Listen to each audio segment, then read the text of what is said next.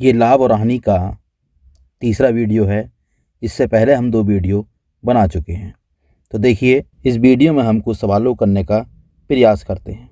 तो चलिए शुरू करते हैं।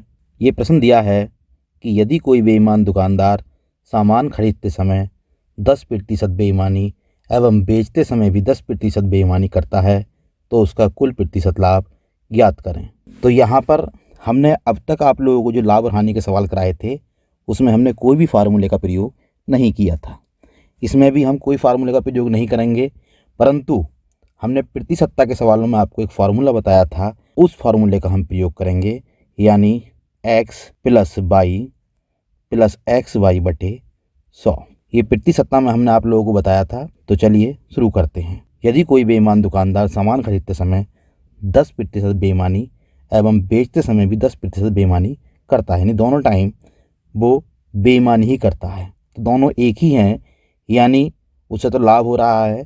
तो ऐसी स्थिति में 10 + 10 + 10 × 10, क्योंकि ये x का मान है और ये मान y का है, बटे 100, 0 से 0, 0 से 0, 10 और 10 20 + 1, कुल मिला के 21% उसको लाभ हो गया। तो ये सवाल हमने आपको प्रतिशतता के फॉर्मूले से कराया है। इसमें हमने लाभ हानि के कोई भी सूत्र का प्रयोग नहीं किया है। अब चलिए अगला प्रश्न देखते हैं। कोई वस्तु 6% हानि पर न बेचकर 6% लाभ पर बेची जाती है तो दुकानदार को पहले की अपेक्षा 6 रुपये अधिक प्राप्त होता है, तो उस वस्तु का क्रय मूल्य बताइए। तो यहाँ पर देखिए 6% हानि और 6% लाभ हो रहा है, यानी एक बात ध्यान देंगे, यहाँ पर हानि हो रही है और यहाँ पर लाभ हो रहा है। तो ऐसी स्थिति में यहाँ पर आप इसको करने के लिए इन दोनों को जोड़ लेंगे।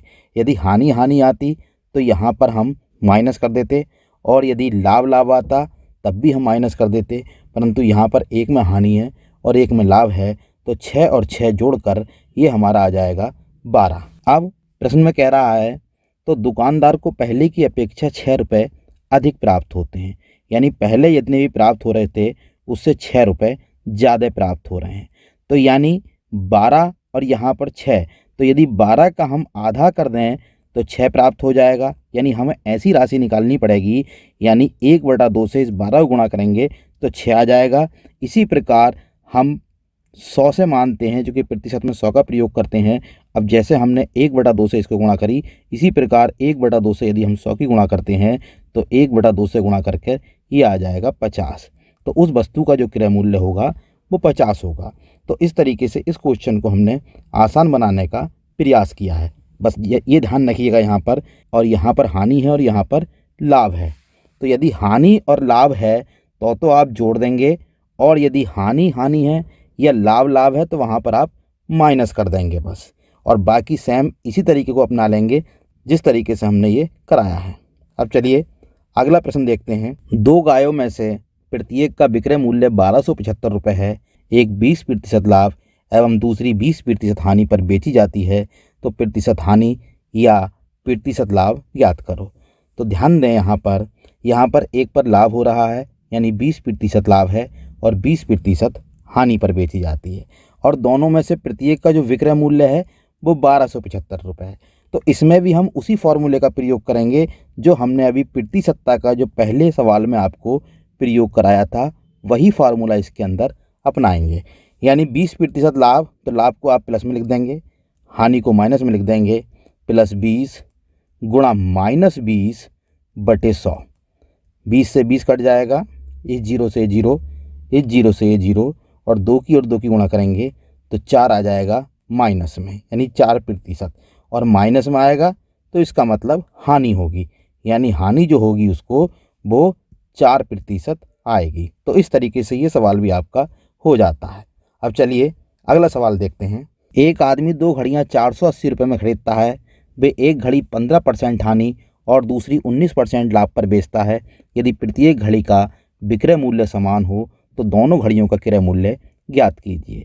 यानी 2 घड़ियाँ खरीदता है वो, और दोनों घड़ियों का जो मूल्य है वो 480 रुपये है, यानी दोनों का सम्मिलित मूल्य 480 रुपये है। तो पहली घड़ी वो 15% हानि पर, यानी 85 कर लीजिए, चूँकि 100 में से 15 कम होंगे तो 85 बचेगा, क्योंकि यहाँ पर पहली घड़ी में उसको हानि हो रही है।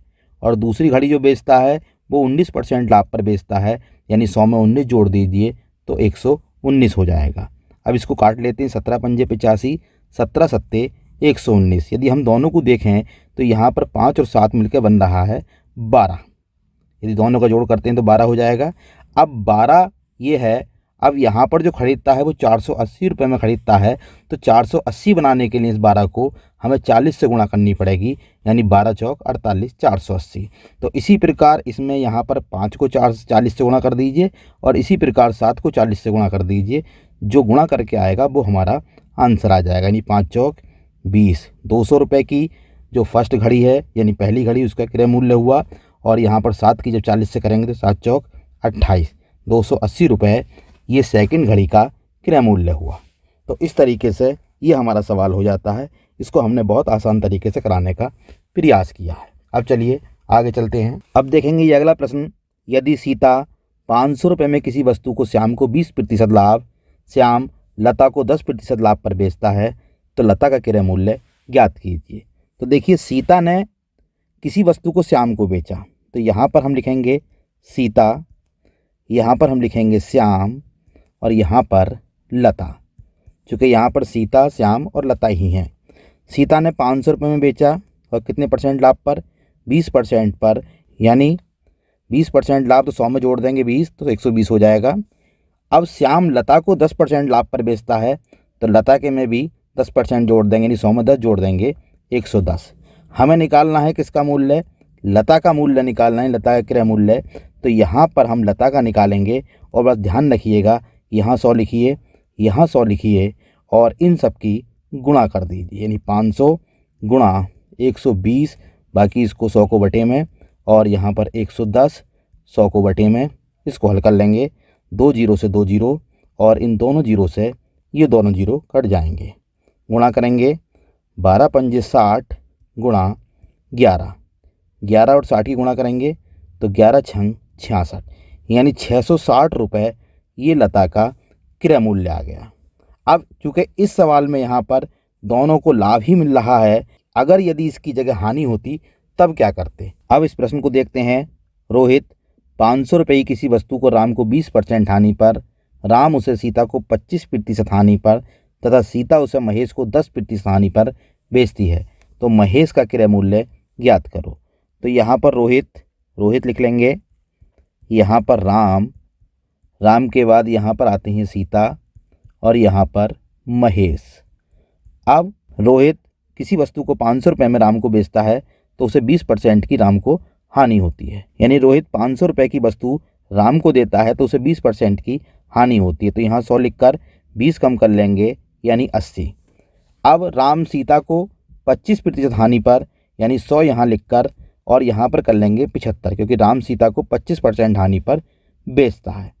सीता महेश को 10% हानि पर, तो यहाँ भी 100 कर लेंगे और महेश को 10% हानि पर, तो यहाँ पर हम 90 कर लेंगे, यानी 100 में से 10 कम कर लेंगे। महेश का क्रय मूल्य निकालना है, तो यहाँ पर महेश का क्रय मूल्य वैसे निकालेंगे जैसे हमने पिछले सवाल में निकाला था, यानी 500 गुणा 80/100 गुणा 75/100 गुणा 90/100। हल करें, 1 2, 2 जीरो से 2 जीरो, 1 जीरो से 1 जीरो, इस 1 जीरो से 1 जीरो काट लेंगे। 25 या 75, 25 चौका 100, 4 से 1 काट लेंगे, 4 दूनी 8। अब इनकी गुणा कर देंगे, 5 की, 2 की, 3 की और 9 की। 5 दूनी 10, 10 या 30 और 30 नेमा, यानी 3 नेम 27। 270 रुपये महेश का क्रय मूल्य आ जाता है। तो इस तरीके से हमने आपको लाभ हानि के कुछ सवालों को कराने का प्रयास किया है। यदि आपने हमारे पिछले वीडियो को लाभ हानि के नहीं देखा है तो वहां पर जाकर आप और सवालों को देख सकते हैं। हम अपने चैनल पर इसी प्रकार के वीडियो लाते रहते हैं। यदि वीडियो अच्छी लगी हो तो चैनल को लाइक, सब्सक्राइब और शेयर करें।